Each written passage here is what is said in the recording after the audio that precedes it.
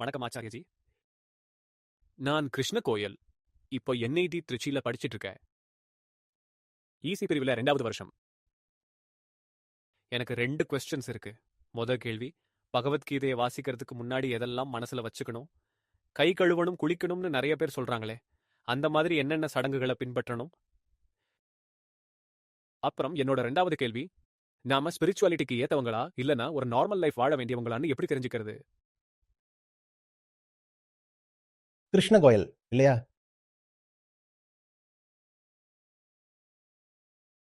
இல்ல நன்றி. நீங்க உங்களுக்கு ஃபவுண்டேஷனோட கீதை கோர்ஸ் ஆக்சஸ் கிடைச்சதா? யாராவது இதை நோட் பண்ணி அவருக்கு ஆக்சஸ் கொடுங்க. உங்களோட கேள்விக்கு இது ஒண்ணுதான் சரியான பதிலா இருக்க முடியும். கீதையை அணுகிறப்போ எதை மனசுல வச்சுக்கணும்னு கேக்குறீங்க. அது எப்படின்னா, குளிக்க போறதுக்கு முன்னாடி என்னென்ன குப்பையை எடுத்துட்டு போகணும்னு கேட்கிற மாதிரி இருக்கு. கீதை இருக்கிறதே உங்களோட மனசுல சுமந்துட்டு இருக்கிறத கழுவி தள்ளுறதுக்கு தான். கீதை அணுகிறதுக்கு முன்னாடி மனசுல ஏதாவது வச்சுக்கணும்னு ஏன் நினைக்கிறீங்க? உங்களோட மனசுல என்ன இருந்தாலும் அது கீதையை விட பெருசா என்ன? அப்புறம் எதுக்காக கீதை கிட்ட வர்றப்போ கூட அதை பத்திரப்படுத்திக்கணும்? உங்களோட மனசுல என்ன இருந்தாலும் அதுகிட்ட சொல்லுங்க, நீ கீதையை விட தாழ்ந்ததுதான். அதனால கழுவி தள்ளப்படுறதுக்கு தயாரா இரு. இப்ப நான் கீதை கிட்ட போக போறேன். அங்கே நீ தாக்கப்பட்டு முற்றிலும் அடிக்கப்படுவாய்.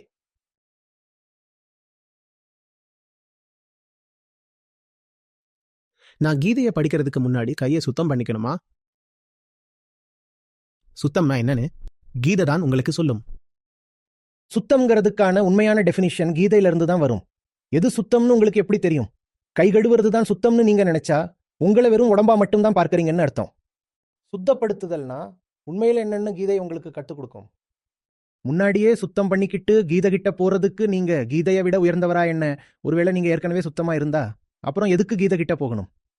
கீதை இருக்கிறதே உங்களை சுத்தப்படுத்ததான். ஆனா நீங்க ஏற்கனவே சுத்தமா இருக்கேங்கிறீங்க. இன்னைக்கு என்னால இவ்வளவு பேருக்கு கீதைய சொல்லித்தர முடியுதுன்னா அதுக்கு காரணம் என்னோட இளம் வயசுல ஒரு டீனேஜர் கூட ஆகாதப்போ நிறைய நாட்கள் என்னோட நெஞ்சுக்கு மேல கீதைய வச்சுக்கிட்டு தூங்கிடுவேன். சில நேரங்கள்ல அந்த பக்கங்கள் எல்லாம் கசங்கிடும். அதுக்காக நான் திட்டும் வாங்குவேன். எனக்கே கூட அந்த பக்கங்கள் கசங்கி போறதோ இல்ல ஓரம் மடியறதோ பிடிக்காதுதான். ஆனா அது நடந்தது. நான் அவ்வளவு நேசிச்சேன். நான் பாட்டுக்கு சாப்பிட்டுட்டு இருப்பேன், பக்கத்திலேயே கீதை இருக்கும். நான் உங்களை அதை செய்ய சொல்லல. அப்போ உண்மையிலேயே என்ன நடந்ததுன்னு தான் உங்ககிட்ட சொல்றேன். அந்த கீதையோட பதிப்புல பார்த்தீங்கன்னா மஞ்சள் கரையும் மசாலா கரையும் ஒட்டி இருக்கும். நான் அப்ப சின்னவன் பாருங்க. விரல்கள்ல கொஞ்சம் பருப்பு ஒட்டி இருந்திருக்கும். புத்தகத்தை புரட்டும் போது அது அப்படியே பக்கங்கள்ல ஒட்டிக்கும். இதெல்லாம் பண்ணணும்னு நான் சொல்ல வரல. இதெல்லாம் ஒரு வழிமுறையும் கிடையாது. ஆனா அப்போ அப்படி நடந்தது. அப்போ நான் ஒரு ஈர்ப்புல இருந்தேன். எனக்கு எந்த சடங்குகள் பத்தியோ சட்டத்தை பத்தியோ எதுவும் தெரியாது. இது கீதைக்கு மட்டும் இல்லை. என்னை பொறுத்தவரை கீதைங்கிறது வெறும் ஒரு புத்தகம் இல்லை, அது ஒரு ஜென்ரல். எனக்கு பாடம் சொல்லிக் கொடுக்கிற எந்த புத்தகமும் கீதை தான். நீங்க இப்போ பகவத்கீதையை பத்தி பேசுறீங்க. ஆனா இந்து தர்மத்திலேயே பல வகையான கீதைகள் இருக்கு.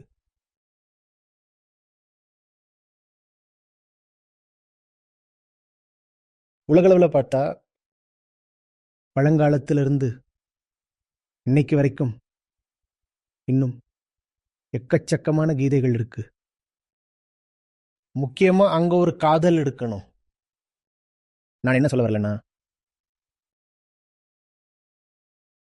சிறந்த புத்தகங்களை உங்களுக்கு தெரியுமா, நான் கழிப்பறைக்கு போகும்போது கூட அதை கையோட கொண்டு போயிருக்கேன். இதை நான் யாருக்கும் ரெக்கமெண்ட் பண்ணல, ப்ளீஸ். ஆனா அதுதான் நடந்தது. அதை நான் ஏன் மறைக்கணும்? இன்னைக்கு கூட அங்கே நான் செலவிடுற அந்த 10-15 நிமிஷம் அதை சும்மா வீணாக்க எனக்கு மனசு வரல. உடல் ஒரு வேலையை செஞ்சுட்டு இருக்கு. அப்போ நான் என்ன பண்ணுறது? சும்மா காத்துட்டு இருக்கவா? அதனால இப்போவும் என் மொபைல் ஃபோனில் வாசிச்சுட்டே இருப்பேன். மொபைல் ஃபோன் இல்லாமல் என்னால் வாஷ்ரூமுக்குள்ளே போக முடியாது. ஆனால் நான் குப்பையெல்லாம் படிக்கிறது இல்லை. என்னை மேம்படுத்துகிற ஏதோ ஒரு விஷயத்தை தான் படிக்கிறேன். இங்கே நான் என்ன சடங்குகளை பின்பற்றுறேன்?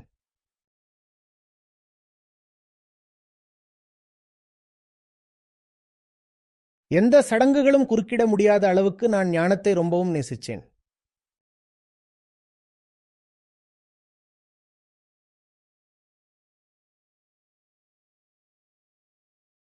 நேசம்ங்கிறது சில கட்டுப்பாடுகளை கண்மூடித்தனமா பின்பற்றுறது கிடையாது. நான் சும்மா தலைவணங்கிடல. கிருஷ்ணர்கிட்ட நான் வாதம் பண்ணேன். அப்போ நான் சின்னவனா இருந்ததால ஒரு ஸ்லோகத்துக்கும் இன்னொரு ஸ்லோகத்துக்கும் இருக்கிற முரண்பாடுகளை என்னால் ஏற்றுக்க முடியல. யாரோ ஒருத்தர் தன்னோட அதிகாரத்தை வெளிப்படுத்துறதுனால மட்டும் நான் அப்படியே தலைவணங்க தயாரா இல்லை. அந்த புத்தகம் நிஜமாவே ஒரு உன்னதமான படைப்புன்னா அங்க ஒரு ஒருமைப்பாட்டை என்னால் பார்க்க முடியணும். விஷயங்கள் ஒன்னோடொன்னு ஒத்து போய் ஒரு முழுமையான வடிவத்தை கொடுக்கணும். ஒரு அத்தியாயத்தில் வர்ற ஒரு வரி வேற ஒரு இடத்துல இருக்கிற வரியோட முரண்படக்கூடாது. அந்த புரிதலுக்கு வர்றக்கு எனக்கு கொஞ்சம் நாட்கள் ஆச்சு. என்ன சடங்குகள் தேவை?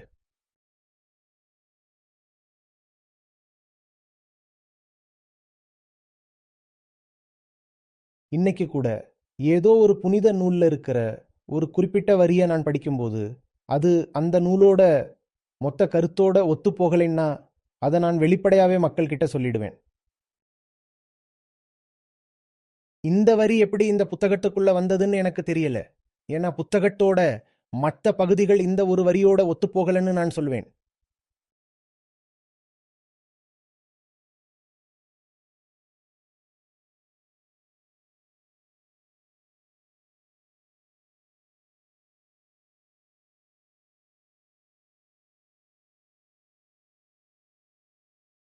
கீதை கிட்ட போங்க. கீதையை எப்படி அணுகணும்னு கீதையே உங்களுக்கு சொல்லிக் கொடுக்கும். நீங்க கீதையை விட பெரியவரா இருக்க முடியாது இல்லையா? சரியா? அப்போ சுத்தம்னா என்ன, கீழ்ப்படிதல்னா என்ன, தூய்மைனா என்ன, விசுவாசம்னா என்ன, இது எல்லாத்தையும் கீதையே உங்களுக்கு கத்துக் கொடுக்கும்.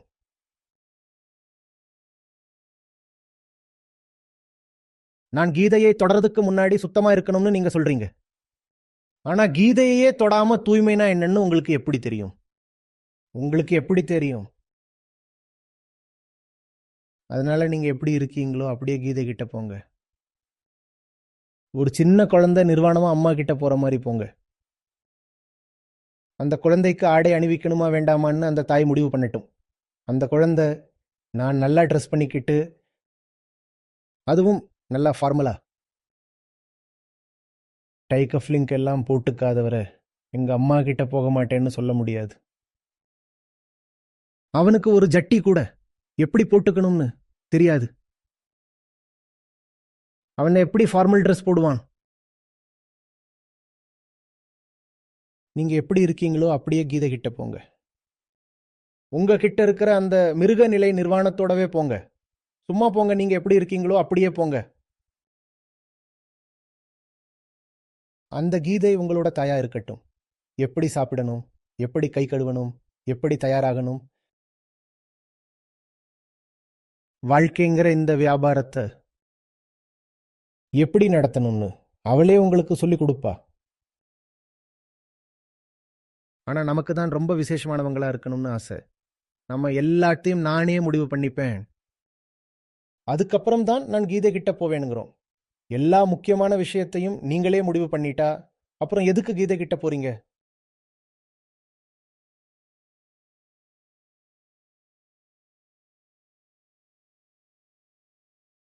இல்ல, இப்போதைக்கு நான் கீதை கிட்ட போறதுக்கான நேரம் வரல. அது உங்களுக்கான நேரமா இல்லையான்னு உங்களுக்கு எப்படி தெரியும்? அதை கூட கீதை தான் உங்களுக்கு சொல்லும். முதல்ல அவங்க கிட்ட போங்க. அவதான் அம்மையும் அப்பனும். உங்களை முழுமையா அர்ப்பணிச்சு கிருஷ்ணர் என்ன சொல்றாருன்னு கத்துக்கங்க.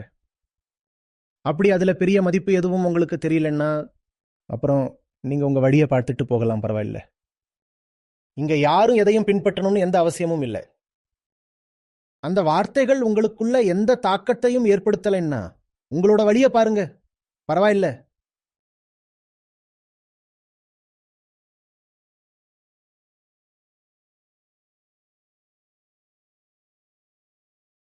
எந்த நேரத்துல நான் கீதையை படிக்கணும், கீதையை தொடக்கூடாதுன்னு ஏதாவது குறிப்பிட்ட கெட்ட நேரங்கள் இருக்கா? நீங்க கீதையை தொடாம இருக்கிற அந்த நேரம் மட்டும்தான் உண்மையான கெட்ட நேரம். ஆனா கீதையை வாசிக்கிறதுக்கு இதுதான் சரியான நேரம்னு சொல்லி கொடுக்க சில குருமார்கள் இருப்பாங்க. நீங்க எப்ப வாசிக்கிறீங்களோ அதுதான் சரியான நேரம். கீதை கிட்ட போகும்போது நீங்க தூய்மையா இருக்கணும்பாங்க.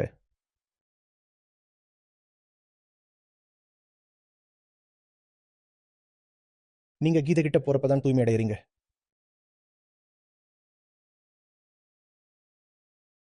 ரொம்ப நன்றி சார்.